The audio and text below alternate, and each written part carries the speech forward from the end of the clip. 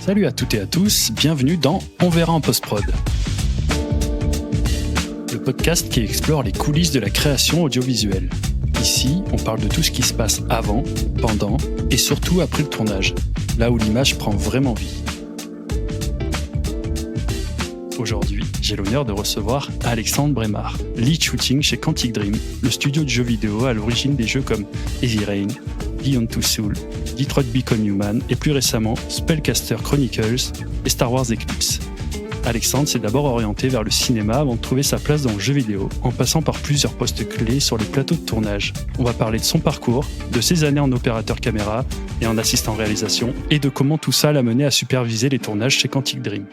Salut Alexandre, comment ça va ? Salut Fabrice. Ça va très bien, merci. Est-ce que je t'ai bien présenté ou tu aimerais ajouter quelque chose ? Non, c'est parfait. Tu allé direct à l'essentiel. C'est effectivement tous les points clés de mon parcours. Voilà, on revient sur celui que tu préfères quand tu veux. Bon, top. Écoute, si on remonte un peu avant tes études, pendant tes années collège ou lycée, le cinéma, les jeux vidéo, c'était déjà un hobby ou tu avais autre chose ? Le sport, la musique ? Alors, j'en ai eu pas mal, mais c'était déjà un hobby, effectivement. Donc, savoir que moi, j'ai grandi au milieu de la rase campagne. Donc, quand j'avais 5-6 ans, il n'y avait pas un voisin à 1 kilomètre à la ronde, pour de vrai. Et mes parents ont fait une énorme bêtise, puisqu'ils voyaient que je m'ennuyais un peu le week-end, donc ils m'ont acheté une PlayStation. Ah. Voilà. Que j'ai tryhardé, pour ceux qui n'ont pas le mot, ça veut dire littéralement passer tous ces week-ends devant. J'ai toujours gardé ça avec moi depuis. Voilà, c'est un médium qui, je trouve, est passionnant et permet de raconter plein de choses, qui n'est pas forcément hyper connu de tout le public. T'es né dans les années 90 ? Non, en 1991, tout à fait. Ah, en 91 même, ok. Donc oui, effectivement, la génération déjà des parents était assez loin de tout ce qui est jeux vidéo. C'est ça. Et des films d'ailleurs, c'était pas quelque chose avec quoi tu as grandi, le vidéoclub, tout ça ou... C'est complètement un truc avec lequel j'ai grandi aussi. En fait, j'ai eu la chance d'avoir 2 parents. Alors, ils se sont très vite séparés, donc j'ai grandi dans 2 environnements un peu différents. Okay. Mais les 2 étaient ultra cinéphiles. Ma mère était très portée sur les films à grand spectacle, le cinéma hollywoodien. Un de ses films de chevet, c'était Terminator 2. C'est quand même drôle de regarder Terminator 2 avec ta mère. Ah oui, complètement. L'arme fatale, tous les films de Spielberg, voilà, et les grandes comédies françaises, les Claude Zidi, les Louis de Funès, voilà, ça c'était nos soirées. Tous les soirs, on avait l'abonnement CanalSat. Oui. Voilà. L'objet télé chez ma mère, c'était un truc extrêmement important. Ça tournait en boucle tout le temps. Les films de James Cameron, ça c'était sa grande passion. Et de l'autre côté, j'avais mon père qui, lui, était vraiment film en noir et blanc, c'est-à-dire qu'un film sorti après les années 60, c'est pas terrible. C'est déjà trop récent. Voilà. Donc, okay. Les Jean Gabin, les Louis de Funès, tout ça. Donc, les 2 m'ont très rapidement montré des choses hyper diverses et variées, mais de manière continue. Ah ouais, ok. Donc là, déjà, pendant le collège, comment tu développes ces passions ? Est-ce que tu rejoins des groupes de potes ? Est-ce que tu crées des choses autour de ça déjà ? Ou c'est une passion que tu gardes plutôt de ton côté ? Au collège et au lycée, j'ai une copine effectivement qui regardait beaucoup de films, qui était complètement sous le radar de ce que moi j'avais l'habitude de regarder. Donc par exemple, un jour, elle m'a filé une clé et dessus, il y avait tous les Tarantino, qui était un cinéma que mes parents ne regardaient pas du tout. D'accord. Je me souviens être rentré chez moi, avoir mis la clé dans mon ordinateur et regarder pour la première fois le Pulp Fiction, et je l'ai regardé en boucle sur un week-end. J'ai dû le regarder 3 ou 4 fois. Donc, j'ai pu avoir des fondamentaux avec mes parents, mais effectivement, c'est au travers de mes potes et de moyens un peu pirates que j'ai pu découvrir des films de notre époque. Des Tarantino, Into the Wild, je me souviens, m'avait beaucoup marqué quand on était au collège-lycée. À la fin du collège, est-ce que déjà tu t'orientes vers un de ces métiers-là ou tu as en tête un autre métier, une autre profession ? Non, j'étais sur un truc très pragmatique où je savais pas quoi faire de ma peau, j'avais pas forcément de métier rêvé, mais alors par contre, en aucun cas, j'avais envisagé ça à partir du collège-lycée, ça, certainement pas. Ah ouais, donc fin du collège, tu vas en lycée général ? Je vais en lycée général, je me dirige tout doucement vers la section littéraire. Ah, ok. Pour 2 raisons. La première, c'est parce qu'évidemment, j'ai toujours été un petit peu amoureux des arts et des lettres. J'ai beaucoup lu dans ma jeunesse. Et l'autre truc, c'était parce que je savais pertinemment que c'était une filière dite facile. Donc, ça te permet de te dégager du temps pour faire plein d'autres trucs. Tu me parlais tout à l'heure de sport. C'est un truc que j'ai beaucoup fait dans ma jeunesse. Voyager, prendre une tente, aller dormir dans la forêt, voir des copains à des kilomètres en vélo, voilà. Il me fallait un peu de temps libre. Et donc, fin du lycée, là maintenant, quel choix tu fais ? Alors, fin du lycée, il faut commencer à se bouger un peu. Pas par dépit, mais encore une fois, un peu par facilité. Je choisis de suivre la plupart de mes copains qui partent étudier à Lille pour faire une licence d'anglais. Voilà. J'ai toujours adoré parler anglais. Je le parle depuis que je suis petit, justement au travers des films et de la musique, parce que l'importance de la VO, on y reviendra peut-être un peu plus tard. Et j'atterris à Lille pour suivre une licence d'anglais que j'ai suivie pendant à peu près 3 semaines. Parce qu'il fallait bien quand même, gagner un petit peu de rond et pas rester toute la journée sans rien faire. Mais voilà, première année, je me fais mes petites expériences comme ça. Et je repars sur une deuxième année complètement différente. Je pars en lettres modernes, qui m'a passionné. J'ai redécouvert des livres qu'on te forçait à lire au collège qui te parlaient pas. Là, d'un seul coup, t'es un peu jeune adulte et tu commences à les comprendre. Et ça, moi, ça a été une expérience qui m'a un peu transpercé. Et puis, t'arrives à la fin de ta première année et tu te dis, qu'est-ce que je vais foutre avec un diplôme de lettres modernes en poche ? Donc, tu réfléchis 2 minutes. Voilà. Et c'est là où j'en parle à ma mère, encore une fois, où je lui dis, écoute, je suis pas très sûr, je sais pas trop ce que je vais faire de ma peau.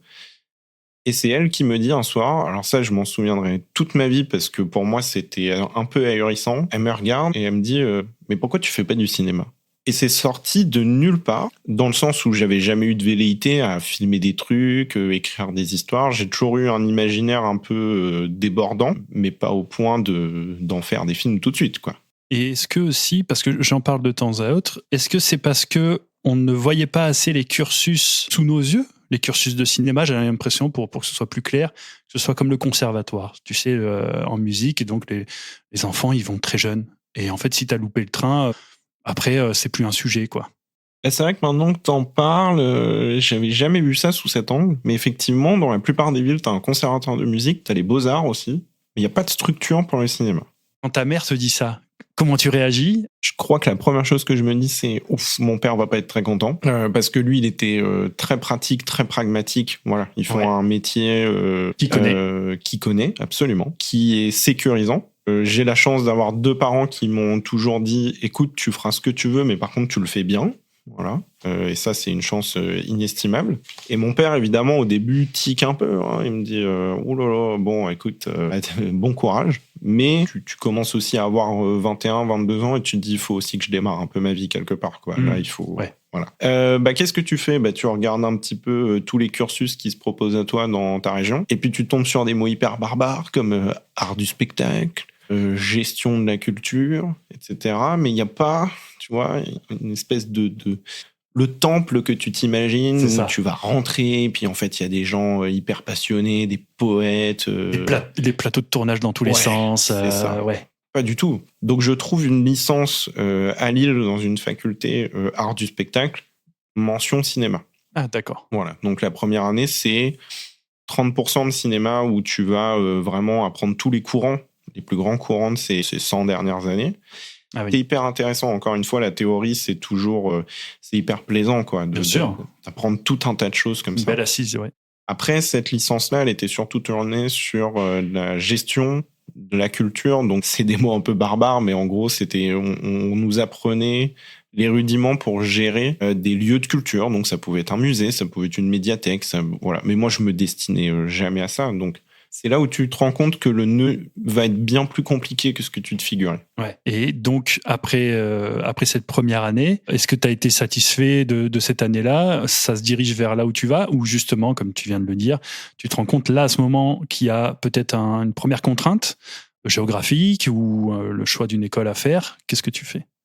Moi, j'avais 2 façons d'aborder ça. Pour moi, tu vas avoir le théorique, donc ça va être parler du cinéma, et après, tu vas avoir la pratique. Et ça, c'est fabriquer le cinéma. Le théorique, j'avais peut-être un peu d'ego à cette époque-là, mais je me disais, ok, ça, je connais bien la base, je la connais même très bien, je peux parler de cinéma. Maintenant, comment est-ce qu'on fabrique du cinéma ? Donc, effectivement, on se pose le choix d'un autre cursus où tu te dis... Où est-ce qu'on peut m'apprendre véritablement à manipuler les outils de cinéma ? Je fais ma petite enquête et donc je trouve une école à Paris dans le 12e qui s'appelle l'ESSEC, qui existe encore aujourd'hui, et qui promet effectivement un parcours où tu vas manipuler un petit peu les objets, et c'est effectivement ce qui se passe.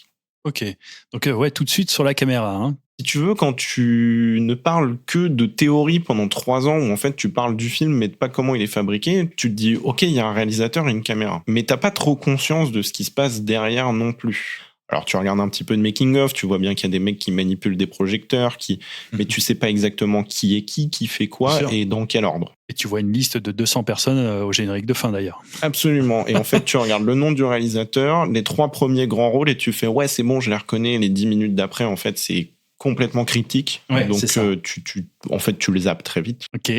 Donc tu débarques à l'ESSEC. Je débarque à l'ESSEC et surtout je débarque à Paris. C'est ce que j'allais dire. Changement d'environnement radical. Enfin radical. En fait, si tu veux, je suis parti de la Race-Campagne pour arriver dans une petite ville de province pour monter à Lille, qui est quand même déjà tout de suite un peu plus balèze. En passant par les États-Unis d'ailleurs. En passant par les États-Unis, absolument. Où là, alors ça, faut retourner un tout petit peu en arrière. Ça, c'est quand j'étais à Lille. J'ai eu la chance de faire 1 an aux États-Unis sur la côte Est. Et là, le cursus, pour le coup, était vraiment cinéma. C'est-à-dire que c'était censé être ma 3e année d'études à Lille, qui a été faite en Erasmus, du coup. Et eux, pour le coup, t'arrivais et les Américains, ils te disent « Ah, tu veux travailler ? Tiens, ça, c'est une caméra. Tu veux me faire un film. » Ah ouais. Voilà, oui. Et t'as 1 semaine pour ramener... un petit truc que t'as tourné avec tes potes comme ça dans le campus et après on décortique un petit peu. C'était une expérience hyper rigolote, un peu formatrice sur le ok, faut se débrouiller un peu parce que je pense sincèrement qu'il y a une grande partie de nos métiers qui tient à de la débrouille. Ouais, complètement. Mais oui, c'est rigolo. Ils te donnent une caméra et puis ils te disent va tourner quelque chose, on le regarde ensemble et puis après ils te montrent un petit peu les axes d'amélioration. Mais ça reste encore, tu vois, t'es encore un peu trop haut par rapport au sujet. Tu rentres pas vraiment dans le détail. Moi, c'est ça que je voulais trouver, c'est du détail. Ok. T'avais senti une différence d'approche d'ailleurs entre comment t'as appris le cinéma, même si c'était 30% de ton cursus, comme tu disais, en France et aux États-Unis ? Ouais, bien sûr. Ah oui. En France, il y a, je pense que si on connaît un petit peu, si on s'intéresse un petit peu à comment est fabriqué et a toujours été fabriqué le cinéma en France et comment il est fabriqué aux États-Unis, si on le vulgarise et si on le résume très rapidement, en France, c'est des auteurs et des artistes, aux États-Unis, c'est une industrie. Ouais, un business. Voilà. Évidemment, c'est beaucoup plus gris que ça, mais effectivement, dans leur approche, c'était beaucoup moins personnel. C'est-à-dire que quand tu montres un film là-bas que tu as fait en études, c'est plutôt factuel, les retours. Ah oui. Voilà, ils vont s'attaquer beaucoup à la forme, on va parler du fond, effectivement, alors que dans une école à Paris, on va tout de suite s'attaquer au fond. Qu'est-ce que tu as voulu raconter avec ce que tu nous montres là ? Ah oui. Qu'est-ce qui fait que je reste dans mon siège ? Aux États-Unis, c'est un moment qu'on passe ensemble. Oui. Tu vois ? Tu te mets dans ton fauteuil, tout seul ou avec des potes ou avec ta famille, mais c'est un moment de divertissement. Ouais, ils peuvent s'attarder sur la plastique, des choses. Ok. Bon, ben super, on refait un bond en avant. Donc, tu es à l'ESSEC à Paris. C'est un cursus de combien d'années ? Alors, normalement, c'est en 3 ans. Mais si tu as déjà une petite expérience, quelle qu'elle soit, tu peux sauter la première année, qui est une année préparatoire, qui, pour le coup, je crois, est plutôt tournée sur de la théorie. Tu passes tout de suite sur l'année 1, qui, elle, est de la pratique. D'accord. Donc là, on est tous dispatchés en groupe de 10 personnes à peu près. Et toute l'année, tu dois réaliser des projets. Ça monte crescendo. Le premier projet, on te donne la caméra, on te donne le lieu du tournage, le script, les acteurs, on te donne tout et on te dit applique bêtement et méchamment ce que tu vois marqué sur le script. Ok. Et le dernier film, il est écrit, tourné, réalisé de A à Z par les élèves. Voilà, la carte est complètement blanche. Et à chacun des films que tu montes, on te retire une contrainte. Il y a quelques souvenirs très forts, si je peux en parler de 2 qui m'avaient déjà marqué dès la première année. La première, c'est on tournait en numérique, évidemment, on ne va pas tourner en pellicule, mais on devait traiter la carte numérique comme si c'était une péloche. Ah, ouais, voilà. D'accord. Donc les professeurs te disent, il y a 30 minutes sur cette carte mémoire, tu n'as pas le droit d'effacer, tu n'as pas le droit de réécrire. Les 30 minutes qui sont dedans, ce sera ton film, tu te débrouilles. Et ça te force à faire quelque chose, c'est de regarder ce que tu as devant toi. C'est pas juste prendre une caméra, appuyer sur Rec et recommencer. Et ça, je pense que c'est hyper important de se dire, se poser, prendre un peu de hauteur et dire, OK, qu'est-ce que je suis en train de faire et de fabriquer réellement. Le deuxième souvenir, c'est le tout premier cours qu'on a eu. Alors celui-là, je sais pas pourquoi, mais ça m'a Cours de méga première marqué. année ou d'ailleurs, tu es rentré directement en première année ou tu as fait la préparatoire? Non, je suis rentré directement en Ok. cycle 1. Ok. Voilà. Et donc, ce premier cours? Alors, premier cours, c'est un truc d'introduction. On a un professeur qui rentre, donc on a constitué notre groupe de 10 personnes qui est fait de manière aléatoire. Tu peux Ok. pas te mettre avec tes copains. Et le professeur rentre, super gentil, un mec, tu vois, solaire, rayonnant, et toi tu te dis, c'est super, on va être bien ici. Et le mec, il est là, oh bravo, bienvenue. Vous allez voir, on va faire des trucs incroyables ensemble. Je vais vous demander à chacun de m'exprimer un petit peu ce que c'est que votre définition du cinéma. Puis alors là, tout le monde y va. Ah ouais, c'est une fenêtre sur le monde. Ah, c'est un objet de divertissement. Voilà, tout le monde donne sa définition de sa conception du cinéma. Et le gars, tu vois, il nous regarde comme ça en souriant. Ah ouais, c'est super. Tu dis quoi, toi, c'est exactement ça. Je me rappelle plus. D'accord. Je pense que ça devait tourner sur un moment de partage, un moment de spectacle aussi. Moi, j'aime bien le cinéma de spectacle. Ouais. Voilà, j'aime bien être un peu projeté dans mon siège par un truc, un setup assez fou que je vois. Et donc le gars acquiesce comme ça, vraiment gentil, beau sourire et tout. Et il dit ok, je vais vous donner ma définition du cinéma. Et là, sourire qui tombe, les yeux qui se noircissent et il dit le cinéma ça sert à rien, d'accord? Là vous êtes tous ici et vous allez tous redescendre d'un cran. Demain il y a une guerre qui démarre, vous servez à rien. Ouais. Et en fait ça peut paraître hyper violent, mais ça fait redescendre tout le monde d'un cran. Parce qu'en fait, quand tu arrives dans ce genre d'établissement, t'as beaucoup de gens qui se croient un peu investis d'une mission, qui ont un ego un petit peu surdimensionné. Donc en fait, le gars est tout de suite parti dans l'extrême pour te ramener quand même à une réalité un petit peu plus simple. Voilà. Moi, je sais que ça m'a fait rigoler d'entendre ça, mais j'ai trouvé que c'était nécessaire. Ok. Et donc là, tu choisis une spécialité dans ce cursus-là quand tu arrives à l'ESSEC? Je pense que je me tâtonne encore un peu, mais se dessine quelque chose qui est... Je me rends compte qu'en fait, j'aime bien quand les choses sont bien faites. Donc en fait, c'est pas tant un poste en particulier, tous les postes m'intéressent. C'est aussi ça un peu la tragédie qu'est la mienne. C'est qu'après, à un moment, il faut faire des choix. Tu ne peux pas tout faire. Il y a ce truc-là qui se dégage de... j'ai quand même ce petit truc de... si j'estime que c'est pas au top, on peut pousser un peu le truc. Il y a une vision d'ensemble en plus. Ouais, je pense. Après, le plus compliqué, parce que ça, c'est le truc que tu réalises aussi, c'est que c'est un art collectif. Donc, faut partager. Et c'est pas question de partager la décision, le résultat. C'est partager le moment, c'est partager la difficulté, c'est être capable de lâcher du terrain sur un truc que tu veux pour le bien commun. Et ça, c'est super dur à faire. C'est super dur d'apprendre que ces métiers-là, en fait, c'est une somme de tous les talents et de tous les points de vue. Alors évidemment, il y a toujours quelqu'un qui va trancher ou donner le là, mais tu peux pas travailler tout seul. Ça, c'est pas possible. Et ça, c'est vraiment, je pense, le premier mur que tu te ramasses quand tu arrives dans ces environnements-là. Et en deuxième année, effectivement, tu te spécialises. Donc il y a plusieurs tronçons, et moi, j'ai choisi, paradoxalement, de partir en scénario. Pourquoi je fais ça? Parce que j'avais fait des lettres modernes, parce que, en fait, pour moi, une de mes définitions préférées du cinéma, c'est assieds-toi au coin du feu et je vais te raconter une histoire. Et je voulais voir un petit peu comment fabriquer ces histoires. Et puis en fait, 90% des projets, ils partent d'un script. Donc je passe un an là-dedans. Elle a été hyper compliquée parce que mes parents avaient beaucoup de problèmes d'argent. Donc il a fallu que je travaille le soir. Donc je faisais double journée. Je faisais du bar le soir et les cours la journée. Ah ouais, et le week-end aussi, j'imagine. Voilà. Ouais. Donc les professeurs commençaient un peu à me voir d'un mauvais œil. Mais c'est juste qu'en fait, j'arrivais pas à suivre le rythme, quoi. C'était trop dur. Oui. Et quelque part, ça m'intéressait pas autant que ce que je pensais. Ouais. Et puis tu passes de l'effervescence d'un bar, qui peut ressembler à l'effervescence d'un tournage, à je suis tout seul devant ma page blanche, et puis si ça sort pas, en fait, il n'y a pas de recette magique, ça sortira pas. Et oui. Voilà. Donc tu rentres du bar un soir, paf, t'as une idée, tu te dis putain, c'est celle-là, puis tu pousses 2 heures de plus. Et oui. Et du coup, tu rentres dans des cycles hyper compliqués. Moi, je voulais voir un petit peu si j'étais forcé. Qu'est-ce qui se passe si j'ai une année devant moi pour écrire des choses? Une année dédiée à ça, qu'est-ce que ça donne? Ok. Et il y a plein de petits trucs que j'ai écrits dont je suis très content et qui continuent de me trotter dans la tête, mais j'ai pas de... Enfin, ça, pour le coup, c'est vrai. J'ai jamais eu de velléité à les mettre en avant, à les pousser coûte que coûte et à limite me détruire pour voir un truc sortir de terre, quoi. Ouais, d'accord. Tu te satisfais très bien d'aider sur le projet des autres, le projet écrit par les autres, et toi de tout mettre en chantier derrière. Ouais, il y a une partie de ça, c'est vrai. Puis je me rends compte aussi que la partie collective qui me faisait peur au début, au final, elle est hyper plaisante quand tu trouves les bonnes personnes. Ok, donc fin de deuxième année ou peut-être au cours de la deuxième année, est-ce que tu arrives à changer de cursus ou tu finis cette deuxième année en scénario? Je vais au bout, alors tu as un jury qui est composé de 3 ou 4 professeurs de l'école et de 3 ou 4 professionnels du cinéma. Donc je me retrouve quand même face à des scénaristes chevronnés qui vont analyser un projet de film que tu as écrit pendant toute l'année, quoi. Et le truc très paradoxal, c'est que mes professeurs qui du coup me voyaient un peu comme un feignant, et je vois mes professeurs, tu sais, qui ricanent un peu style il va se cracher lui et on le sait déjà et on l'avait bien prévenu et il nous a pas écouté. Ouais. Et ben il se trouve que sur les 10 personnes qui présentaient un projet, je suis celui qui a eu la 2e meilleure note. Oh, et ça c'était très drôle. Merci.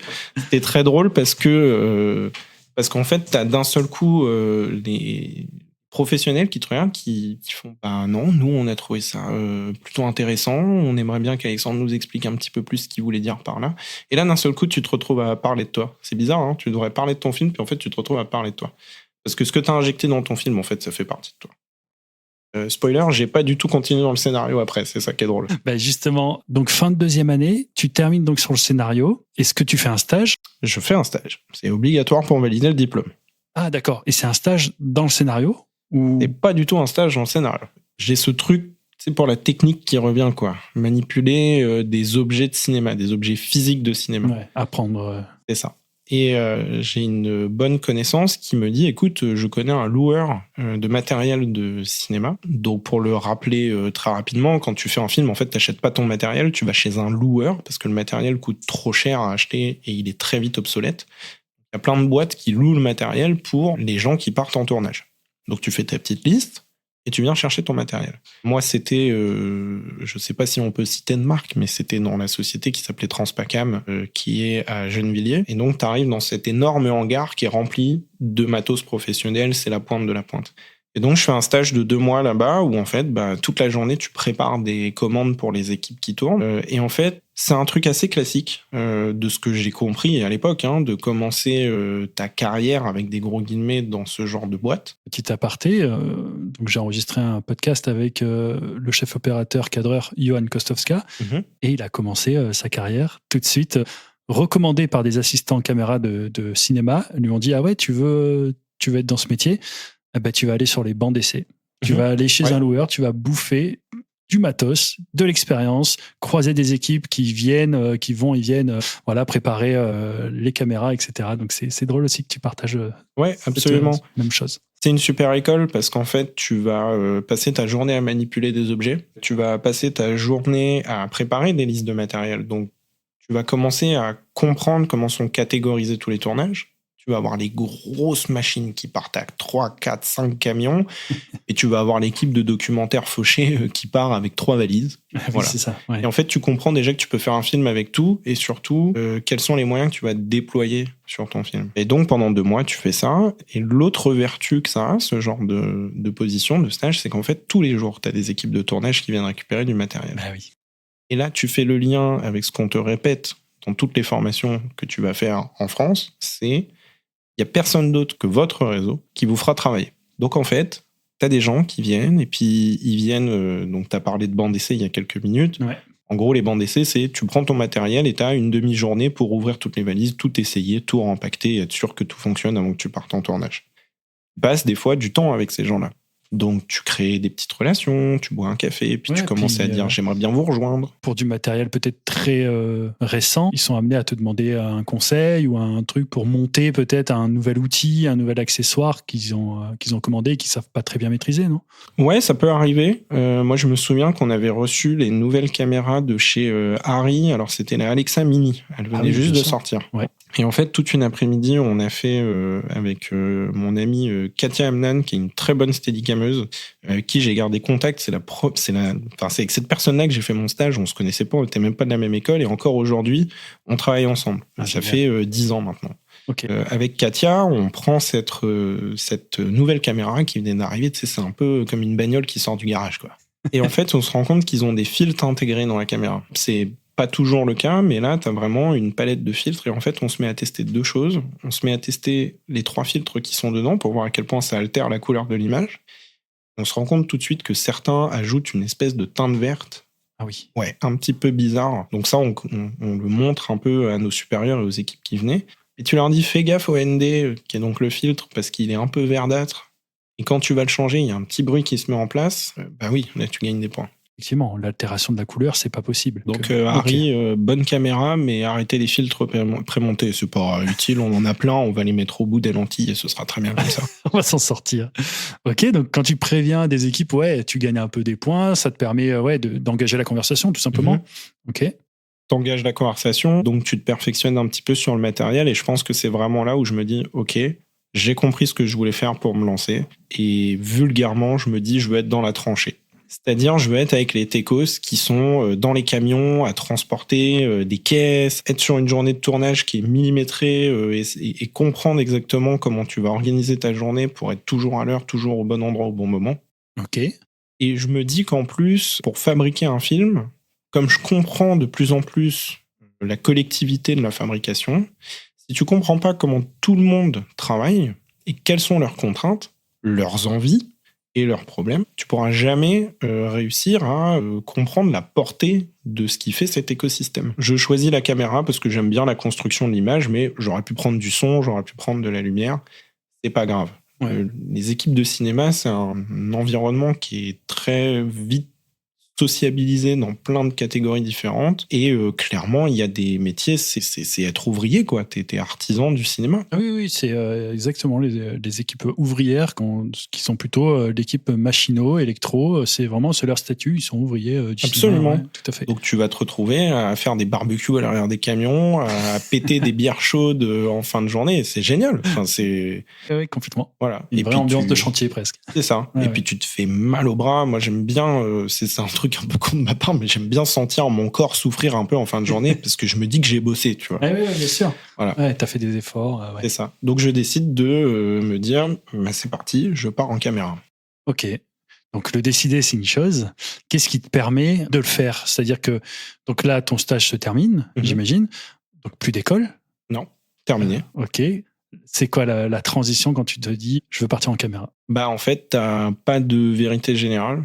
Donc là, c'est là où le piège se referme un peu sur toi. C'est que tu te dis que ça fait quelques années maintenant que t'étudies, que t'as payé des études, que tu t'es donné à fond, que t'as eu des diplômes. Normalement, tu vois, tu sors de médecine, bon, a priori, t'es médecin. Dans ces métiers-là, c'est pas du tout le cas. Et la grosse composante, c'est le facteur chance.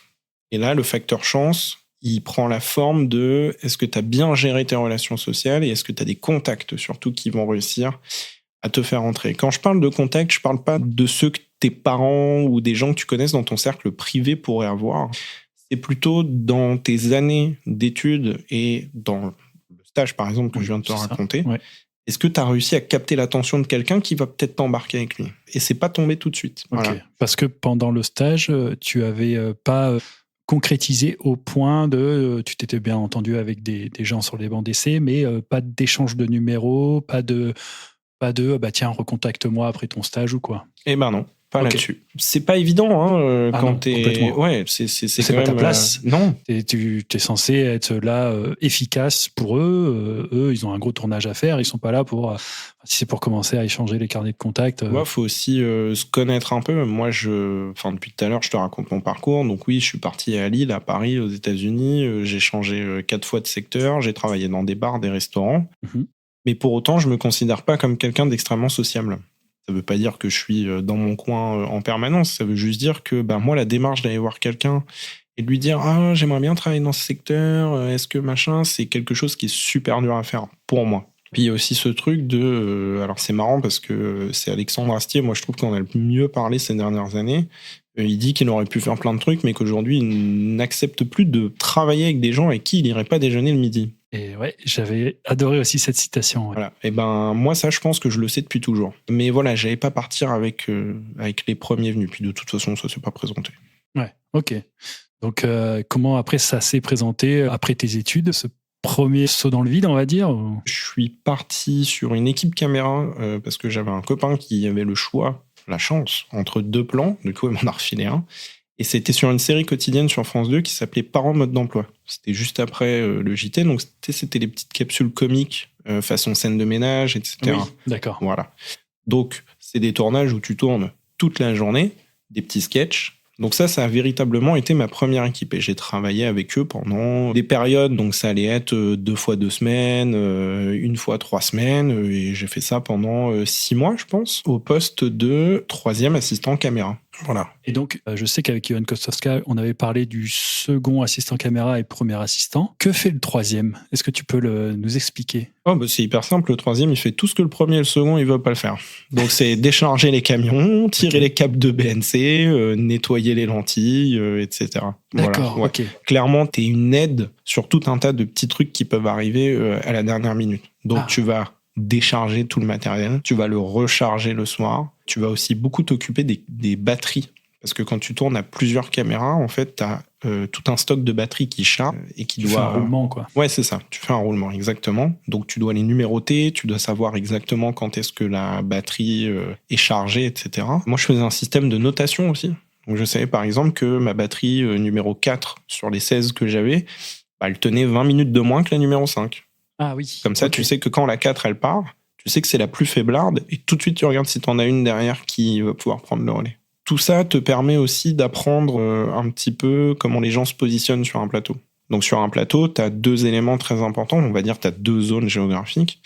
Tu as le plateau de tournage dans sa globalité et tu as une petite partie qu'on appelle la face. Et la face, c'est là où sont tournées les actions. Donc c'est là où sont le réalisateur, les comédiens, le chef opérateur, etc. C'est là où tu fais l'action. Généralement, quand tu es 3e assistant caméra, tu vois la face, mais tu vois surtout ce qui se passe derrière. Ah oui, tout à fait. Et ça te permet comme ça de naviguer dans toute la géographie du tournage et de comprendre un petit peu où est-ce que tout le monde se place, etc. En plus, généralement, quand tu es 3e assistant caméra, du coup, tu n'es pas nécessairement à la face, tu as un tout petit peu de temps pour reculer et regarder ce qui se passe. Il y a une autre chose que font beaucoup les 3e assistants, c'est de s'occuper de ce qu'on appelle le combo. Et le combo, c'est le retour vidéo pour le réalisateur et la script. Donc en fait, c'est toi qui vas balader la télé, les câbles pour la brancher, pour toujours trouver l'emplacement idéal pour que le réalisateur puisse suivre l'action, mais surtout pouvoir sortir de son retour pour aller interagir avec les techniciens, les comédiens, etc. Ah oui. Et ça, moi, je me souviens que si le réalisateur ne te dit pas lui-même où est-ce qu'il veut être assis, c'est à toi de te débrouiller. Oui, c'est à toi de déduire. Voilà. Donc toi, tu vas trimballer la télé, les chaises, etc. Tu vas tirer ton câble dans tous les sens parce que les câbles doivent pas se voir au plan caméra. Mais tu sais pas toujours où est-ce qu'elle va être placée la caméra. Donc faut être malin, faut longer les murs, faut les cacher un petit peu, etc. Et tout ça te fait prendre conscience qu'en fait, chaque chose a sa place. Tout le monde fait son truc au moment où il doit le faire. Après ces journées-là, est-ce que comme tout à l'heure, tu le disais, toi qui avais besoin d'avoir un peu mal au bras à la fin de ta journée, est-ce que c'est le cas ? Là, t'es KO. T'es KO parce que il y a une règle en région parisienne, parce que moi, je travaille en région parisienne. En fait, t'as une règle. Alors, il faudrait que je vérifie si elle est vraie ou pas, cette règle. Moi, je la prends un peu comme une légende urbaine. Mais t'as un truc de, si une production t'engage sur un tournage, s'il est à plus de 50 km, alors je sais plus si c'est de ton lieu d'habitation ou de l'adresse du siège social de la production, si c'est à plus de 50 km, ils doivent te défrayer et ils doivent te proposer des solutions pour t'y rendre, voire même pour dormir sur le lieu de tournage. Et en fait, ce qui est magique à Paris, c'est que les boîtes de production te font tourner à 49 km. Donc tu te retrouves à prendre des trains à 5h du matin pour être sûr d'être sur le tournage à 7h, 7h30. Des fois, tu pousses un peu le soir, tu rentres, il est minuit, puis à 5h, tu te lèves et tu y retournes, quoi. Donc ça, c'est... oui, ça, t'inquiète pas, t'es bien fatigué à la fin de ta journée. Oui, ça, y a pas de souci. Est-ce que quand tu fais ce métier de 3e assistant, est-ce que tout de suite, tu te dis, je vais prendre un petit peu d'expérience dans ce métier-là, dans ce poste-là, ou tout de suite, tu sais, tu le places en transition, ce poste, et tu vois plus haut. Si c'est plus haut, où est-ce que tu regardes ? Il y a un truc dont j'étais assez persuadé, c'est que le travail de l'image, je le trouve assez passionnant quand même. Donc, je me suis pas vu tout de suite déborder du cadre de la prise d'image. Donc après, effectivement, tu vas attendre et tu vas travailler pour monter cette échelle un peu pyramidale. Ouais. Donc, passer de 3e à 2e, de 2e à 1er. Voilà. J'ai jamais eu la prétention de devenir chef opérateur, qui est vraiment le mec tout en haut, parce que lui, il doit gérer la volonté du réal, la caméra, la lumière, le budget, gérer la prod. Enfin, c'est vraiment, il chapeaute tout. Par contre, je savais que je voulais tenir une caméra. Ok. Voilà. Ça, je voulais vraiment devenir un opérateur caméra. plus même que de sculpter la lumière sur le plateau. Ok. Ouais. Moi, j'aime beaucoup, tu vois, moi, je suis un bon petit soldat. C'est-à-dire que j'aime bien quand un mec vient me voir et me dit, tiens, toi, j'aime bien ce que tu fais, va me faire ça. Ouais, ok, pas de souci, je te le fais. Voilà. Et on en parle après si tu veux qu'on bouge ou quoi, mais voilà. J'ai une compétence et je la mets au service de quelqu'un. Ça, c'est un truc que j'aime bien. Avec en fond le conseil de tes parents qui revient, tu sais, si tu fais quelque chose, fais-le bien. Exactement, voilà, c'est ça. Donc effectivement, tu commences à regarder un petit peu ce que font les deuxièmes, les premiers, etc. Et après, de bouche à oreille, tu rencontres d'autres gens. Tu as aussi des gens dans une équipe qui vont te prendre sur d'autres tournages. Et là, je commence à multiplier un petit peu les différents types de tournages. Donc je fais de la pub, du clip. J'ai jamais eu la chance de faire un long métrage. J'aurais bien aimé, mais ça s'est jamais présenté. Par contre, j'ai fait de la série, de la pub, du clip. En assistant troisième à chaque fois, ou tu as réussi à faire du deuxième ou du cadreur ou... J'ai fait un peu tout sauf cadreur. Donc je suis monté assez rapidement en deuxième. Et pareil, après je suis monté premier assez rapidement aussi. Donc le métier de premier assistant caméra. Tu peux passer par le second aussi, s'il te plaît. Ah oui. Alors le second, lui, il va vraiment venir équiper la caméra. C'est-à-dire qu'il va prendre l'objet caméra et on lui dit il faut que tu mettes une lentille de temps, il va mettre les filtres, absolument. Il va aussi s'occuper pour la plupart du temps des rushs, c'est-à-dire qu'il va récupérer les cartes mémoire, il va les vider, il va être sûr de faire des copies, il va faire le lien avec ce qu'on appelle la navette, donc c'est la personne qui va emmener les rushs au monteur, position prise de risque maximale, hein, parce que clairement... t'as le tournage qui repose sur toi. Exactement, t'as une petite valise qui fait la taille d'un iPhone Pro à peu près, et dedans t'as le travail de 30 à 200 personnes de la matinée, et tu dois le donner à un mec. Toi, t'as dû en recevoir des rushs comme ça, je pense que quand la valise elle arrive chez toi, c'est pareil, il y a un côté un peu, tu sais, c'est la valise dans Pulp Fiction, quoi. Ah, exactement, ouais, c'est ça, et puis quand tu vois qu'il y a une erreur sur le disque dur, d'abord tu regardes qui t'as dans ton répertoire avant d'appeler le producteur, tu vois. C'est ça. Okay. Quand t'es deuxième, t'es vraiment le gars qui est devant le four à pizza, donc c'est la caméra, tu récupères la pizza et tu dois l'amener à quelqu'un, tu vois. Donc c'est une pression assez folle. Okay. Le premier, il est un petit peu indépendant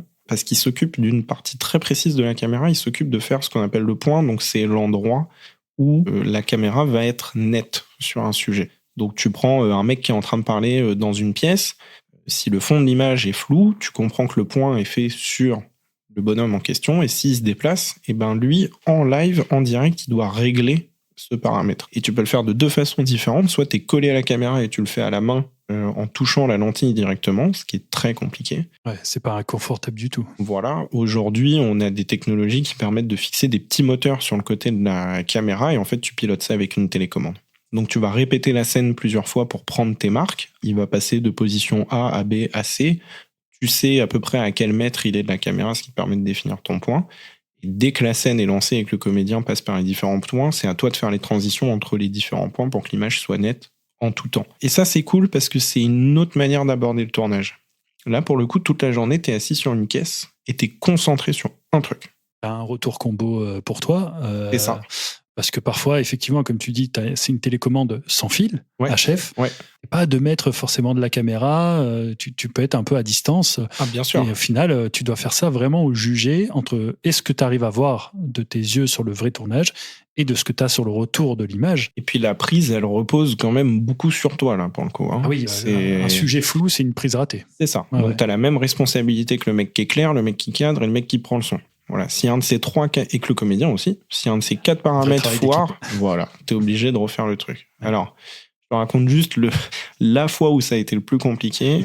C'était sur une publicité qu'on faisait pour Asus et on tournait sur l'île de la Cité à Paris. Et en fait, on devait suivre des gens à vélo la nuit. Ils avaient des vélos lumineux pimpés par la boîte et tout. C'était une très grosse prod. Hein, pour 3 spots de 1 minute, je crois qu'on avait plus d'1 million de budget. C'était délirant. Non, mais c'était délirant. Asus.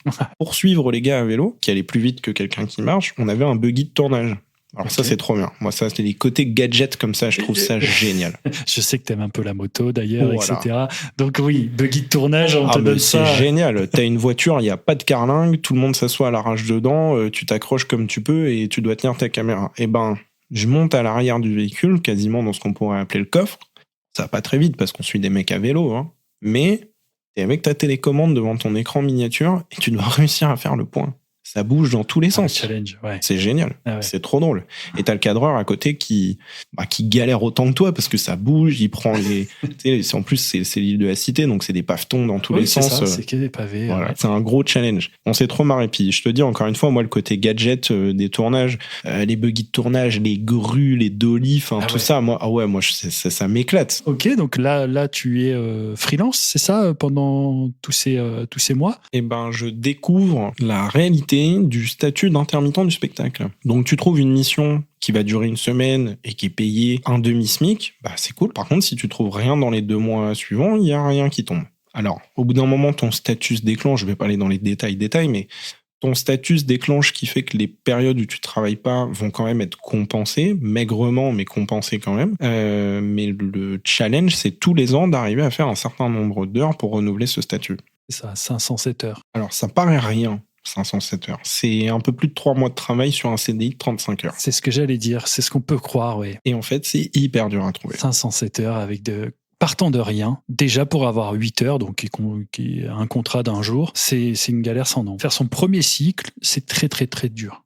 C'est très dur, c'est très stressant, tu sais pas ce que tu vas faire la semaine prochaine, tu sais pas ce que tu vas faire dans 2 mois, tu pars en vacances, et puis t'as quelqu'un qui t'appelle, qui dit en fait j'ai le projet du siècle pour toi, 3 semaines payées 5000 balles, tu pars pas en vacances. Donc en fait tu commences à avoir une vie où tu dois faire des choix de manière constante et perpétuelle. Et ça, j'avoue que ça a été ce qui a déclenché la suite de mon parcours.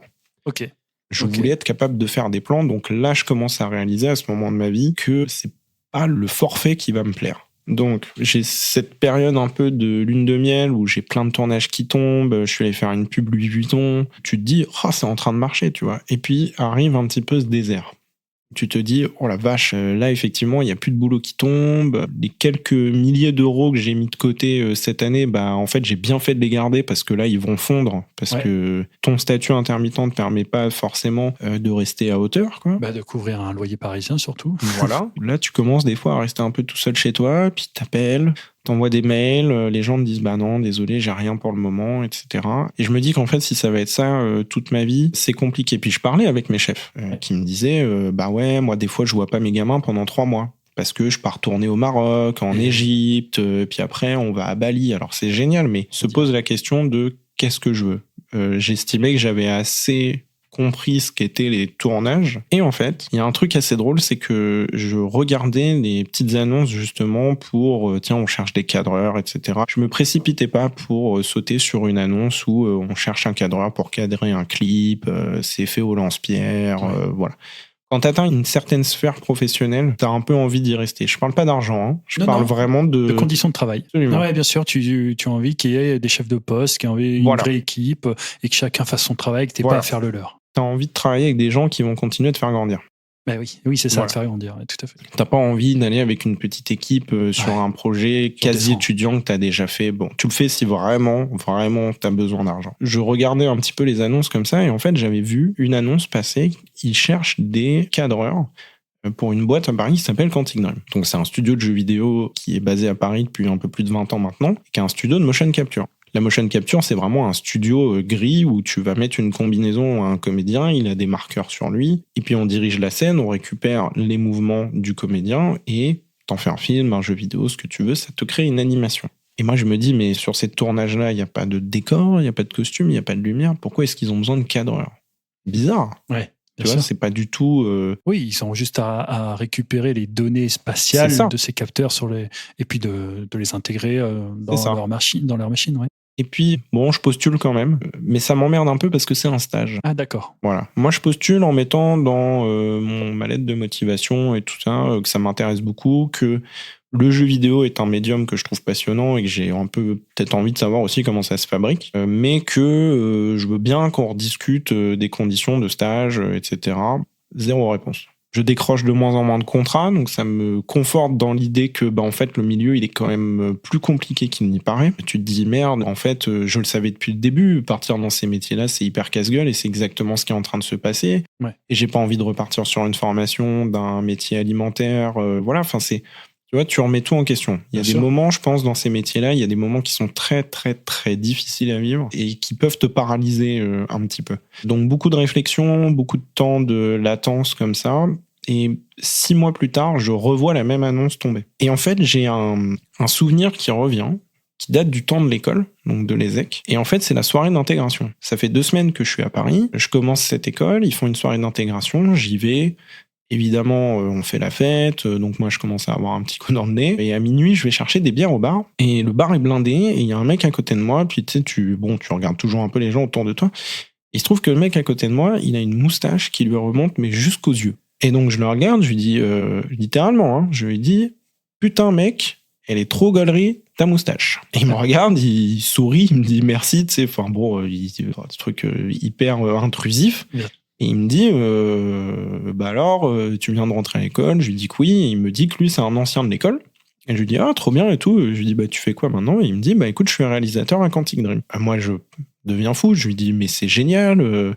Mais je savais pas qu'on pouvait être réalisateur dans le jeu vidéo. Il me dit, oui, mais c'est une boîte à part entière. Chaque boîte de jeux vidéo a son propre mode de fonctionnement. Et moi, je suis réalisateur là-bas. J'ai commencé dans le live. J'en fais encore un peu. Mais voilà, j'ai eu cette opportunité. Maintenant, je travaille avec David Cage, donc le PDG et le créateur de cette boîte, sur le plateau de motion capture.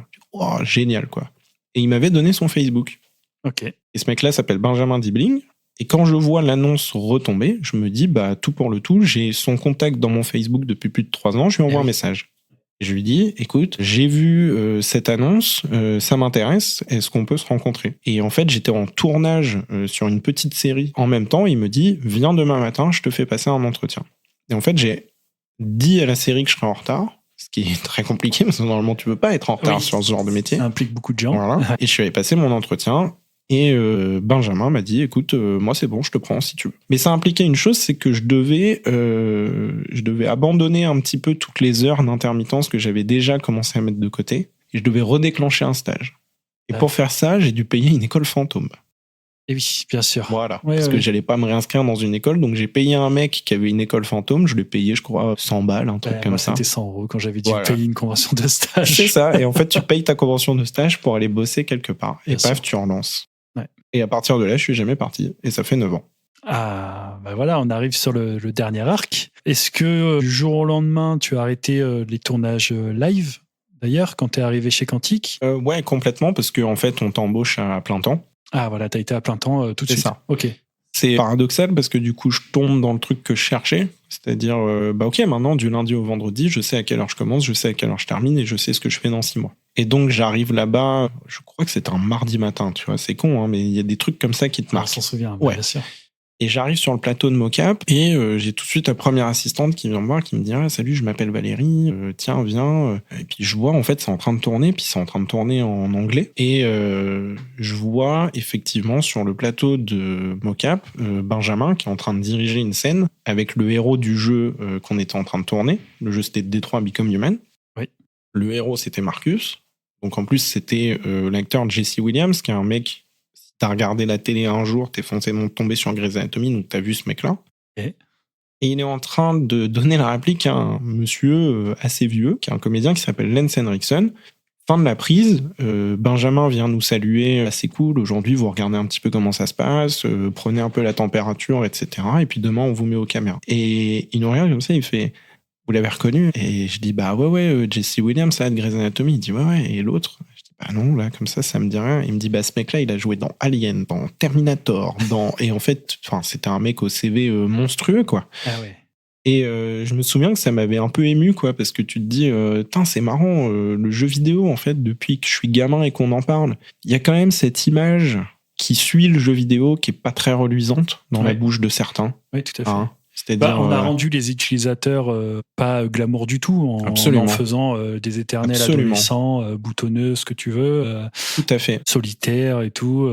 Ouais. Je fais une aparté. Regardez les travaux de Karim Debache sur ce sujet. Il a fait 2 séries. Il y en a une qui s'appelle Crost et l'autre qui s'appelle Chroma. Et dans Crost, il analyse des objets de cinéma qui sont tirés de jeux vidéo. Et à chaque fois qu'il y a un gamer représenté à l'écran, c'est catastrophique. C'est une horreur. King of Kong est un monument, déjà parce qu'il arrive à décrire avec une tendresse qui force le respect l'âge d'or du jeu d'arcade et les survivants de cette époque pré-crack de 83. Et juste pour ça, le film mérite toute votre attention. Mais c'est pas tout. Tous les personnages du film, et je dis bien tous les personnages du film, sont fascinants à observer. L'angle que choisit le film pour nous parler de jeux vidéo est très intéressant. Là où beaucoup de cinéastes se contentent d'observer le jeu vidéo avec cynisme et mépris, King of Kong décide de lui porter un regard tendre et empathique parce qu'il aime les gens qu'il filme, et c'est une qualité que beaucoup d'autres films qui parlent de jeux vidéo n'ont pas. Faites-moi confiance, regardez King of Kong. Et tu te dis, ouais, je suis sur un plateau de mocap où il y a des mecs comme ça qui ont accepté de venir, tu vois. Parce que quand t'es fan de jeux vidéo, c'est jamais trop cool. En tout cas, je le pensais avant, sincèrement. C'est jamais trop cool de dire que t'es fan de jeux vidéo. Ça dépend avec qui t'es. Et je le vérifie encore aujourd'hui. Des fois, j'arrive dans, j'en sais rien, moi, des dîners, des coups à boire, etc. Et on me demande de me présenter. Je dis, je travaille dans telle boîte. Ah bon, c'est quoi? C'est une boîte de jeux vidéo.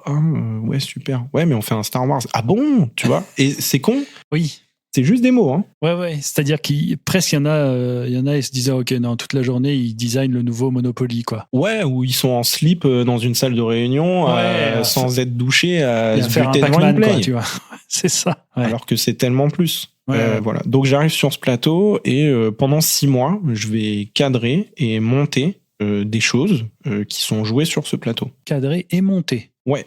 Donc en fait, on fait ce qu'on appelle de la caméra référence. Parce que quand tu enregistres sur le plateau de motion capture, ce que tu vas récupérer, c'est les petites boules qui sont collées sur le comédien, ce qu'on appelle des marqueurs. Et quand les animateurs reçoivent ça pour intégrer la data, ou en tout cas pour commencer à la manipuler, ça peut vite devenir abstrait. Donc du coup, on prend des cadreurs qui vont eux aussi cadrer la scène pour que les animateurs aient le nuage de points et une caméra de référence qui fait qu'ils vont pouvoir comprendre ce qu'ils sont en train de regarder. Eh oui. Donc toi, tu t'es amené à faire un petit peu de post-prod à ce moment-là, d'ailleurs ? Alors, pas de post-prod au sens noble du terme, mais on fait... en fait, Benjamin nous donne l'impulsion pour faire des montages pour montrer à la boîte ce qu'on est en train de fabriquer sur le plateau. Ah oui, des petits films internes de making-of. Voilà, un c'est peu. ça. Ah, super. Et donc, là, tu dois réfléchir un petit peu à ce que tu dois montrer, tu dois aller prendre des concept art pour l'intégrer dedans, réfléchir à comment tu vas chapitrer ta vidéo, faut pas que ce soit trop court, faut pas que ce soit trop long, etc. Il y a aussi un truc où, une fois que la data est tournée, donc la data, c'est vraiment ce qu'on a joué sur le plateau, hein, c'est le fichier numérique qu'on récupère de la motion capture, il faut que cette data soit manipulée derrière. Et elle va être manipulée de beaucoup de façons différentes. La première, c'est qu'elle doit sortir de la mocap. Ouais. Donc il y a des techniciens qui vont traiter cette data, et ensuite ils vont l'envoyer aux animateurs. Ça, c'est la deuxième étape. Donc l'équipe d'animation va récupérer ces datas et va commencer à bien tout policher, à faire en sorte que ça fonctionne. Et pour qu'ils fassent ça, ils ont besoin d'un nombre de paramètres. Okay. Parmi ces paramètres, tu vas avoir la durée de l'animation. Donc en réalité, c'est le choix du réalisateur. Okay. C'est-à-dire, il va dire, je vais prendre la deuxième prise. Parfois, tu vas avoir des actions un petit peu plus vraiment consacrées au milieu du jeu vidéo. Donc, par exemple, tu sais, quand tu matraques ta manette, quand tu as une touche qui est affichée, ton personnage, il continue de bouger un petit peu dans une espèce de cycle. Et nous, on va découper exactement le moment qu'on veut voir jouer à l'infini. D'accord, ouais, ce point in, ce point out qu'on va faire. Voilà.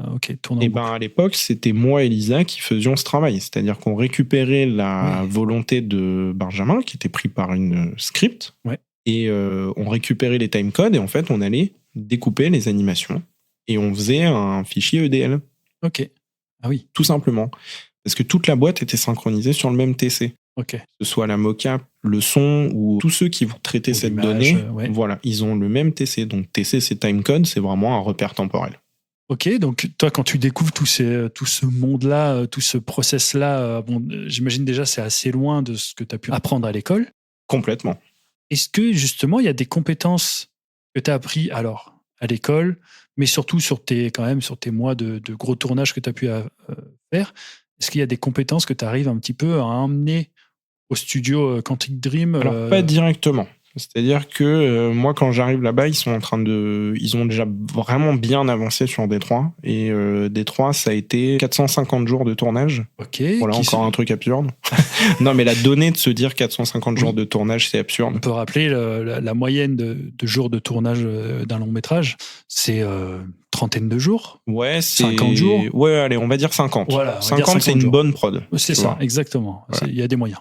450, là, on est de l'ordre de la série en 6 fois 24 épisodes de 45 minutes, quoi. Ah ouais, enfin, ouais. c'est, oui, non, mais c'est monstrueux. Donc, eux, ils ont déjà bien avancé. Je dirais qu'ils ils ont passé la moitié des enregistrements. Et donc, moi, je finis cette production avec eux. Et là, vraiment, c'est tout un nouveau langage à apprendre. Là où c'est assez particulier à Quantic, c'est qu'en fait, Benjamin, lui, il y travaille depuis un bon moment maintenant. Et c'est lui qui a ramené vraiment cette professionnalisation façon cinéma dans la boîte. Donc, il a créé une équipe de tournage, il est allé chercher des gens du cinéma, il a dit « Ok, vous voulez faire de la motion capture ? On va faire de la motion capture, mais à un niveau vraiment professionnel. » Et je crois qu'on est les seuls à ramener cette expertise dans le domaine du jeu vidéo. Donc, tu me posais la question de ce que j'ai pu rapporter dedans. En fait, ça s'est développé, je pense, après. Ok. On ne fait pas que tourner nos propres projets, on prend aussi des clients externes. Oui, c'est quelque chose qui est assez peu dit, hein, forcément. Le studio communique pas spécialement là-dessus parce qu'il est très pris sur ses projets à lui de création, donc de jeux vidéo. Mais effectivement, il y a eu des pubs, des trailers pour d'autres jeux vidéo, des pubs type Balenciaga où ils ont besoin de motion capture. Absolument. Donc on a beaucoup de boîtes qui viennent chez nous parce que c'est des tournages de entre 1 à 5 jours. Et nous, on leur capture la motion capture et puis on leur donne les datas, on fait de la location du studio et voilà. Et typiquement, un des trucs qu'on a commencé à ramener avec Ben, c'est qu'est-ce qu'on fait en fait de ma caméra ?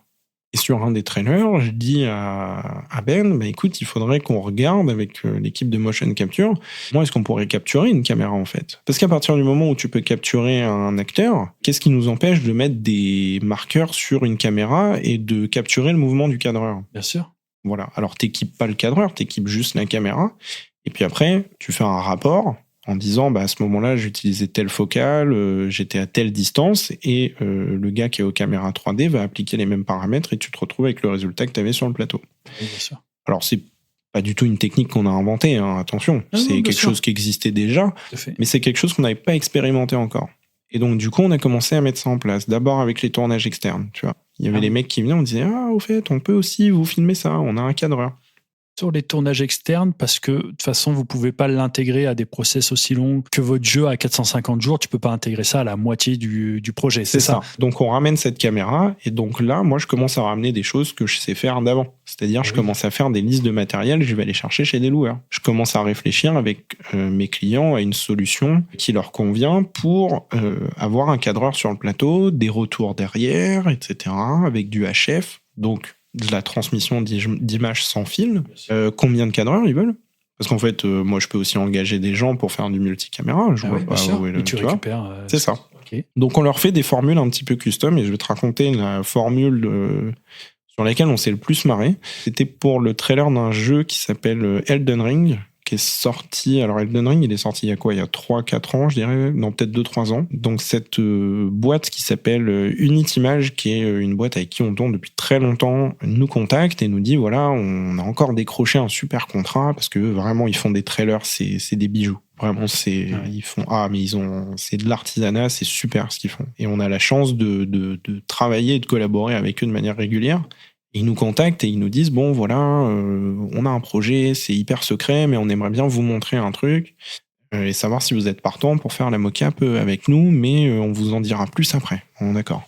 On les appelle, il y a Benjamin et moi dans une salle et on regarde le trailer comme ça. Ils nous disent pas ce que c'est. Et Benjamin, qui est un très grand fan du travail de Miyazaki, qui est le directeur du studio et le réalisateur des jeux, on termine l'appel, il me regarde, il me dit « On prend, c'est Elden Ring, c'est sûr. » Il n'y a aucun monde où on laisse passer ça. Je dis « Ouais, bien sûr, on le fait, go !»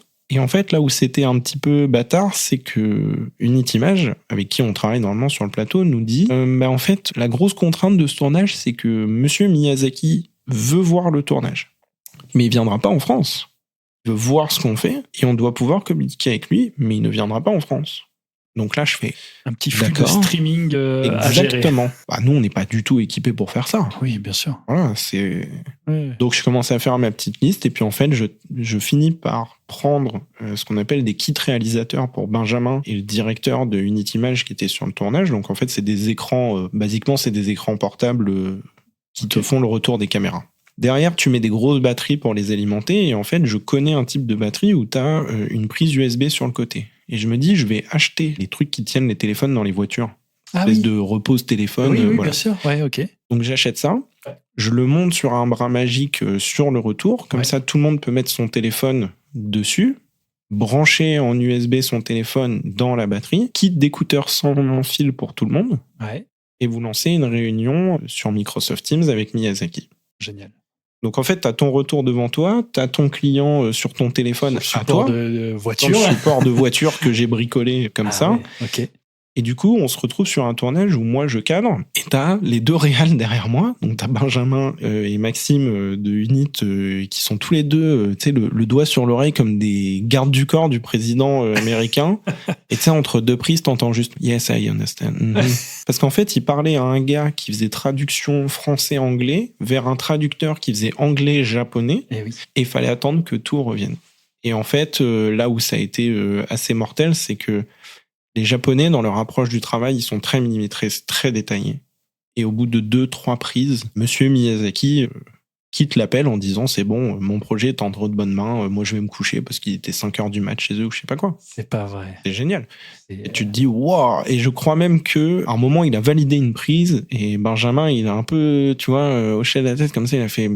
Non, on va la refaire, elle peut être mieux que ça. Tu vois, enfin bon, le mec, en fait, on lui a fait comprendre qu'on prenait ça très, très au sérieux. La liaison était parfaite et voilà. Donc, en fait, l'idée, c'était de ramener une solution custom pour que tout le monde puisse se parler et voir ce que j'étais en train de filmer avec ma caméra. Voilà. Ça, c'est peut-être le truc que j'ai ramené de mon expérience précédente sur utiliser le bon matériel pour un besoin. Voilà. C'était très drôle. Le fait d'avoir pu faire l'inventaire du matériel et tout ça vient de cette expérience complète. C'est presque dommage d'avoir trouvé une aussi bonne solution seulement pour 3 shots au final. C'est assez mortel parce que tes clients t'appellent et tu peux leur dire « Est-ce que vous avez besoin d'une communication en direct à l'international ?» Et là, ils font « Comment ça ?» Qu'est-ce qui se passe ? Voilà.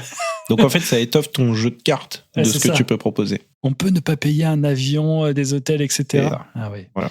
Bon, très bien. Est-ce que là, tu étais, lors de cette expérience, par exemple, tu étais caméra opérateur je dis ça opérateur parce que tous les noms de titres chez Quantic Dream sont en anglais. Absolument. Mais j'ai vu aussi que tu es passé par la case premier assistant directeur, donc premier assistant réalisateur. À ce moment-là, tu étais quoi dans cette... Alors, c'est un moment qui est un petit peu particulier quand on fait ce trailer spécifiquement. En fait, on a sorti Détroit en mai 2018 et quand tu fabriques des jeux vidéo, tu as une période qu'on appelle l'interprod. Au cinéma, elle est hyper facile. L'interprod, c'est quand le tournage s'arrête et on se revoit au prochain tournage. Dans le jeu vidéo, c'est plus compliqué parce qu'en fait, on est de retour au régime général. En fait, il faut occuper les gens un petit peu pendant l'interprod. Ah oui, bien sûr. Le temps de mettre en place un prochain projet. Donc, pendant ce temps-là, notre équipe, elle est extrêmement réduite. Donc, nous, l'équipe qu'on appelle l'équipe shooting, elle disparaît. Il ne reste que Benjamin et moi. Parce qu'à la sortie de Détroit, il vient me voir et il me propose de le seconder sur les prochaines étapes de ce que va être l'équipe shooting. Donc, clairement, il me dit, si tu veux, tu peux rester et on va travailler ensemble pour remonter la prochaine équipe shooting et superviser les tournages de la prochaine production. Moi, j'ai le choix à ce moment-là entre rester dans le milieu de la caméra, partir peut-être sur des caméras 3D ou quoi, mais je me dis, ah ouais, mais là, c'est intéressant parce que là, je vais vraiment voir le truc à 360 degrés. Ce dont tu parlais déjà sur tes premiers tournages à l'école, Exactement. etc., de t'intéresser à tout. Ouais. Okay. Et de me dire, ok, vas-y, on y va. Donc, pendant cette période d'interprod où on ne vit que de conception de trailers, de prototypage interne et de contrats de clients externes, en fait, la position que j'ai, avec Ben aussi, en gros, on est des ninjas, on fait tout. Ouais. Donc là, pour le coup, je voulais tout voir, j'ai tout vu. C'est-à-dire que j'ai dû faire la comptabilité, les contrats pour les comédiens. Ah oui. Ouais, j'ai dû faire l'organisation des tournages, après l'organisation de planning. Donc à ce moment-là, je mets en place du coup la solution dont je te parlais pour les caméras. Je suis déjà premier assistant réal, mais je continue mon travail de caméra opérateur. D'accord. Et il y a un moment où évidemment les deux vont finir par se chevaucher et tu peux plus encaisser les deux. Ouais.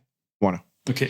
Et donc là, on arrive il y a 3-4 ans, quand on révèle le trailer de Star Wars Eclipse, qu'on a confectionné aussi avec Benjamin. En fait, il a travaillé sur le trailer pour établir tout ce qu'on voulait mettre dedans. Et après, il m'a demandé d'organiser les tournages, justement, pour venir placer chaque petit personnage. Voilà, on a dans le trailer des joueurs de tambour japonais, donc c'est ce qu'on appelle des taiko. Ouais.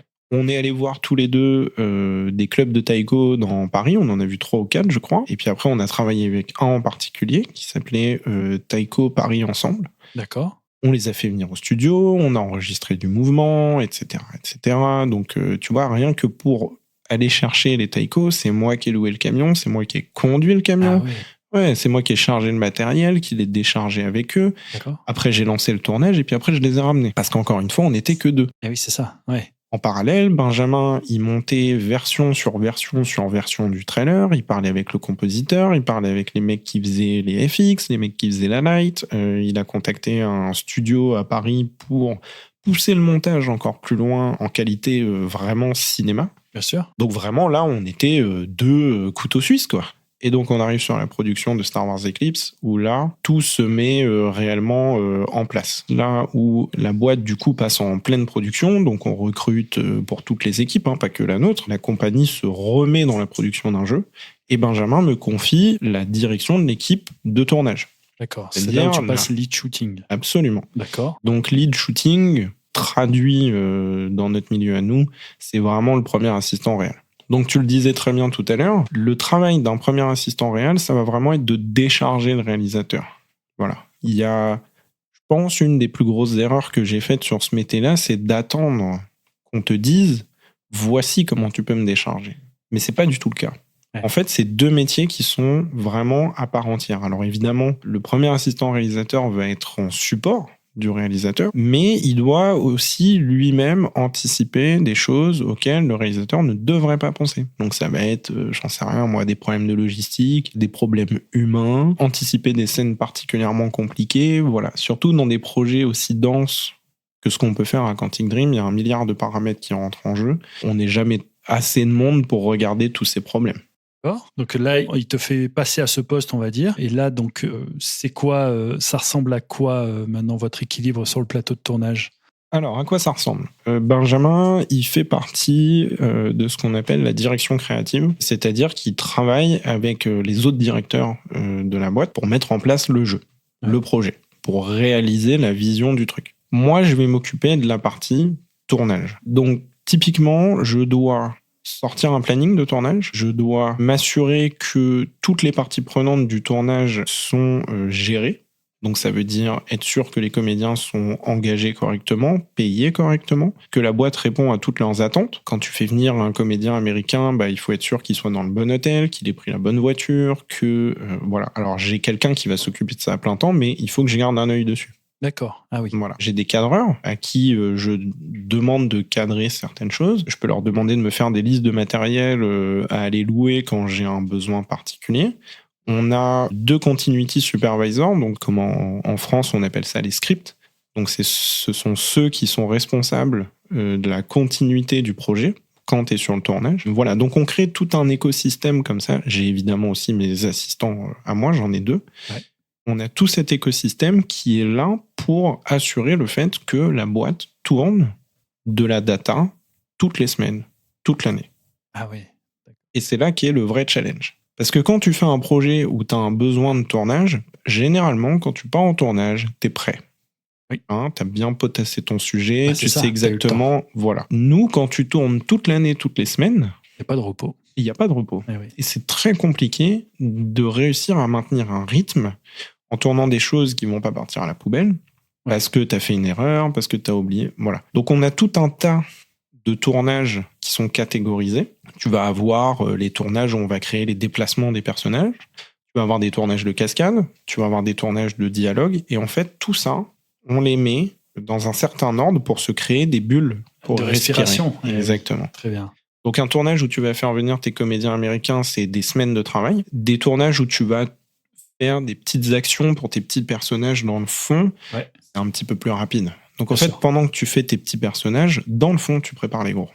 Et oui. Tu vois et comme ça, t'enchaînes. Et c'est une espèce de routine qui se met en place comme ça pour essayer de garder un rythme à peu près constant. Il n'y a que du plus compliqué et du moins compliqué, mais il n'y a jamais rien en fait. C'est ça. Et cette manière de tourner, que ce soit pour l'équipe de tournage et les comédiens aussi en parlent très bien, C'est vraiment tu sais, aux États-Unis, ils ont ça s'appelle des bootcamps. Donc, les bootcamps, c'est des camps où tu vas et tu traites un sujet. Alors, avant, ça faisait partie de l'armée. Voilà, c'est ça.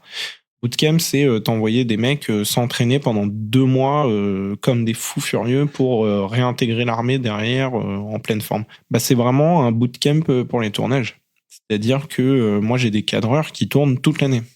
Ah oui. Voilà. J'ai des scripts qui travaillent toute l'année. J'ai un régisseur qui travaille toute l'année. Et toutes les semaines, c'est des choses différentes. Le fond reste le même, bien sûr. Oui, bien sûr. Mais les détails vont faire que tu dois t'adapter constamment. Tiens, là, j'ai un tournage en anglais. Là, j'ai un tournage en français. Là, c'est à 2 comédiens. Là, j'ai un besoin particulier. Tiens, j'ai besoin d'un mec qui sait faire des échasses. On travaille aussi avec des directeurs et des directrices de casting qui vont nous chercher des talents comme ça. D'accord. Voilà. On pourrait faire le choix de dire, justement, on verra en post-prod, mais on voit autre chose en post-prod.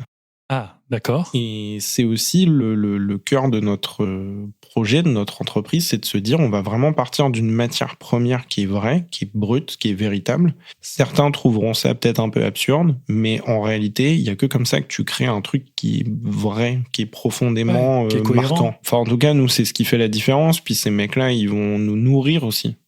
Oui.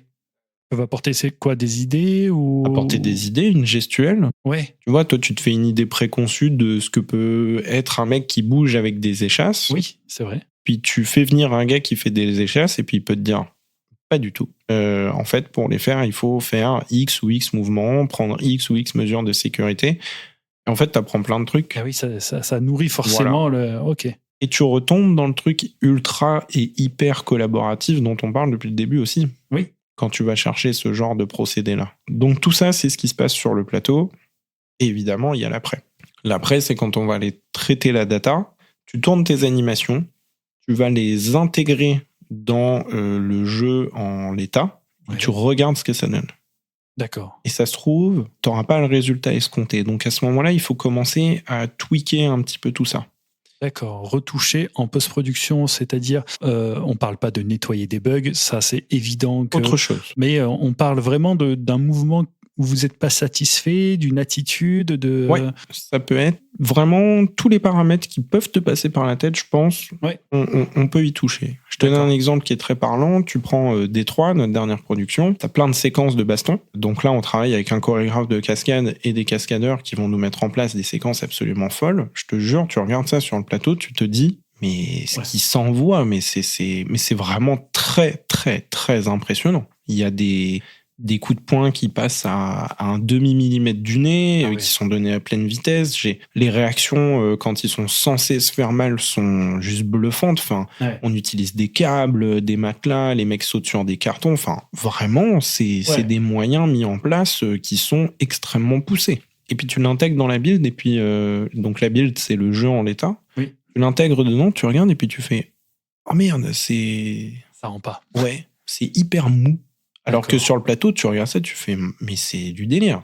Et puis en fait, c'est juste, faut trouver pourquoi tu as cette sensation. Et parfois, c'est juste parce que dans de la 3D, ça rend peut-être pas aussi bien. Et donc là, on a trop d'animation intermédiaire, peut-être, l'interpolation dans le logiciel. C'est plus qu'en fait, en 3D, tu vois, tout est très clean. Donc tout est très fluide. Tu as vraiment des poupées de cire qui sont en train de se taper dessus et il n'y a aucune expression faciale. Donc déjà, tu as un travail supplémentaire de projection que tu dois faire à ce moment-là. Oui, tout à fait. Oui. Quand tu regardes tes animations, tu vas avoir plusieurs petits moyens d'ajuster tout ça. Ça peut passer par de la caméra. Tiens, en fait, c'est peut-être pas si bien filmé que ce qu'on pensait. Ça peut passer par un travail collaboratif avec l'équipe d'animation où tu leur dis, est-ce que vous avez moyen peut-être de rendre ça un petit peu plus viscéral ? Ça peut passer par une légère accélération ou ralentissement de l'animation. Donc en fait, toute la semaine, on est sur le plateau et on abat de la donnée, mais derrière, il faut absolument qu'on regarde ce qui est sorti. Et voilà. Donc déjà, on parle, tu disais que vous avez à peine le temps de respirer et vous mettez exprès des tournages plus accessibles pour préparer ceux qui sont plus complexes. Mais en plus, vous êtes aussi au travail de gestion de cette donnée. Oui. Et, c'est quoi ? C'est des journées de 48 heures ? Il y a des périodes où tu y arrives quasiment. Moi, je me souviens sur Détroit, on commençait des tournages, généralement, on arrive, il est 8h30, 9h. tu finis, il est entre 5h30 et 6h30. C'est hyper épuisant parce qu'encore une fois, sans... Ce que j'allais dire, oui. Un tournage aussi long, faut pas croire. On tourne pas 10 heures comme ça. Jamais. Au cinéma, non, au jamais. cinéma, mais non, surtout pas. Au cinéma, tu as cette règle où généralement tu dis que sur une journée, si tu arrives à rentrer entre 2 et 4 minutes de film, c'est déjà un très bon résultat. Ah oui. Voilà. Nous, on est sur des 5 à 6 heures utilisables. Ah oui. Ouais. C'est monstrueux. C'est monstrueux. Donc, dedans, t'as pas de changement de décor, t'as pas de changement de lumière, t'as pas de changement de maquillage. C'est là où vous gagnez du temps. Voilà, c'est ça. Tu fais que enchaîner. Mais pour les comédiens, c'est hyper éprouvant d'ailleurs. Donc, le réalisateur et les comédiens, en fait, toute la journée, c'est eux qui travaillent. Ouais, bien sûr. Et nous, on est... J'allais dire derrière, mais c'est pas vrai. On est en parallèle, on est à côté, tu vois, pour accompagner tout ça. Vous êtes avec. Pour faire en sorte qu'on puisse avoir ce rendement. Donc, il faut que les équipes réagissent au quart de tour. Et tu rentres vraiment dans le côté, oui, il faut un chef d'orchestre à tout ça qui va dire top, c'est à toi de jouer, top, c'est à toi de jouer, on prépare ça, on anticipe ça pour que justement le réalisateur et les comédiens, ils aient le champ libre toute la journée pour enquiller. Effectivement, derrière, tu peux pousser un petit peu quand même pour préparer celle du lendemain, un truc qui va arriver semaine prochaine, ou pour parfois simplement juste aller regarder ce qui est arrivé à ton tournage. Et voilà, c'est ça, checker les données, voir ce qui se passe. Et c'est là où moi, j'essaye de rentrer pleinement dans ce rôle de premier assistant pour justement que tout le monde trouve le temps de travailler correctement et pour que Benjamin puisse pouvoir suivre le travail qu'on fait, le défendre, l'orienter dans une direction qui permettra de mettre en valeur tout ça du mieux possible. Mais oui, satisfaisante, quoi. C'est ça. Mais inévitablement, à un moment, tu as la composante temps qui fait que, oui, tu peux pas te battre contre le temps. Ça, c'est certain. Quelles sont les compétences clés pour ton rôle, tu penses ? La direction d'équipe, la rigueur technique, la communication. En fait, tu vas avoir des trucs assez évidents. Donc, tu vas avoir un côté organisationnel, beaucoup de communication. Et communication, ça veut dire savoir écouter, mais aussi savoir parler. Il faut faire couler la bonne info au bon moment et la façonner un petit peu pour que les gens comprennent vraiment l'importance de ce que tu es en train de leur dire. Je dirais qu'il faut beaucoup de patience sur tout un tas d'aspects. En fait, ça reste un métier très humain. Donc, tu vas avoir beaucoup d'émotionnel qui va rentrer en jeu. Et puis, je dirais surtout que c'est être capable juste 2 secondes de prendre un peu de recul et de regarder ce qui se passe. Donc, regarder tes équipes en dessous de toi, regarder les gens qui sont au-dessus de toi, qui vont aussi te donner l'impulsion et essayer d'avoir un côté un peu psychologie, de déceler ce que la personne est en train de vivre. Tu vois, c'est encore une fois Benjamin qui avait eu cette phrase il y a pas longtemps pour un des assistants que j'ai engagés, qui eux aussi portent le titre d'assistant réalisateur. Et c'était quelqu'un d'assez jeune. Dans son approche du métier, essayait tout le temps de savoir ce que Benjamin voulait, comment le mettre en place, etc., jusqu'à s'oublier un petit peu lui-même. En fait, il regardait pas vraiment le projet qu'on était en train de faire, il était en train de regarder Benjamin qui travaille sur le projet. D'accord. Ses besoins et essayer d'être réactif. Et en fait, Ben s'est retourné vers lui et je vais lui voler cette phrase parce que je la trouve géniale. Il dit, tu sais, t'es pas assistant du réalisateur, t'es assistant de la réalisation. Et ça, je trouve que c'est une super façon d'expliquer ce que c'est que le métier aux gens. T'es pas au service du réalisateur. T'es au service de la réalisation. Donc, t'es au service d'un truc un petit peu plus grand qui concerne tout le monde. Tu vois la nuance ? Moi, je la trouve géniale. Ah, elle est très très bien. J'aime beaucoup.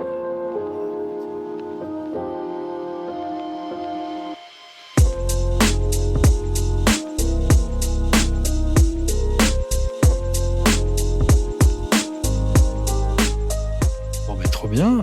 Déjà, merci d'avoir partagé toute cette expérience. Pour quelqu'un qui aimerait travailler dans ce type d'univers, le jeu vidéo narratif, la motion capture ou quoi, par où commencer, tu penses ? Ce qu'il faut faire, c'est sortir un peu, bouger, aller graviter dans des environnements où ça travaille et ça parle de ces métiers-là. Alors ça peut passer par des salons, des festivals, et il y a un moment, on va tomber sur la bonne personne. Voilà. La force de ces métiers-là, c'est de trouver des gens avec qui tu vas collaborer. Si tu avais un conseil à donner à des gens qui se lancent ou qui sont en plein dans leur carrière, qu'est-ce que tu donnerais comme conseil maintenant avec l'expertise que tu as ? Quel conseil je donnerais ? C'est un truc plus personnel que professionnel. Je prends aussi. Je conseillerais de tout faire pour garder les pieds sur terre.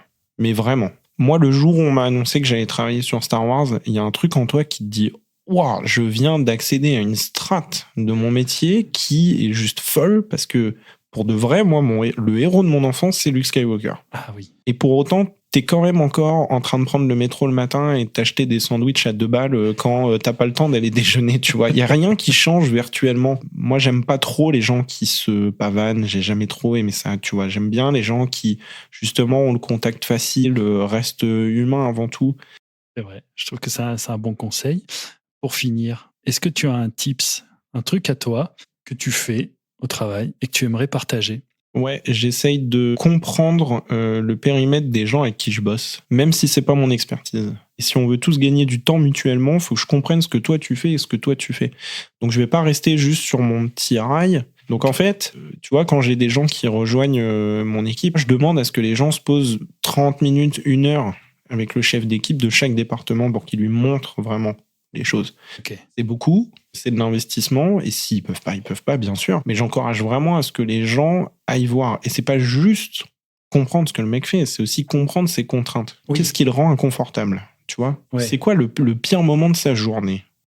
Voilà. Et si peut-être ça passe par toi à un moment, tu peux peut-être essayer, toi, de faire quelque chose pour que son pire moment de la journée soit un peu plus doux, quoi, j'imagine. Il y a de ça, et puis ça te permet de relativiser aussi tes pires moments de la journée, parce que ça se trouve, lui, c'est encore... t'as pas conscience, tu vois. Ouais, tout à fait. Voilà. Alexandre, ton actu, elle va être simple, je pense. Tu es sur le projet Star Wars Eclipse, en Absolument. ce moment. Le trailer, t'avais travaillé dessus, bien évidemment. Sûr. Est-ce que tu voudrais partager tes réseaux pour les gens qui voudraient te contacter, peut-être ? Oui, alors je suis pas super actif dessus, mais sur Instagram, j'ai mon profil qui est ouvert. C'est Heavy Floyd, donc c'est HEAVYFLOYD. Très bien. Et t'es aussi sur LinkedIn, je crois ? Ouais, je suis sur LinkedIn sous mon nom, mon prénom. D'accord. Est-ce que les gens, s'ils veulent te contacter, s'ils ont des questions, s'ils sont un peu curieux, est-ce qu'ils peuvent ? Ouais, bien sûr. Bon, ben super. Merci beaucoup Alex d'avoir pris le temps de partager tout ça avec nous. Merci à vous d'avoir écouté cet épisode d'On verra en post-prod. Si vous avez aimé la discussion, n'hésitez pas à suivre le podcast et à le partager autour de vous. Ça nous aide énormément pour la suite. À très vite pour un nouvel épisode. Merci beaucoup Fabrice. À bientôt. Merci à toi.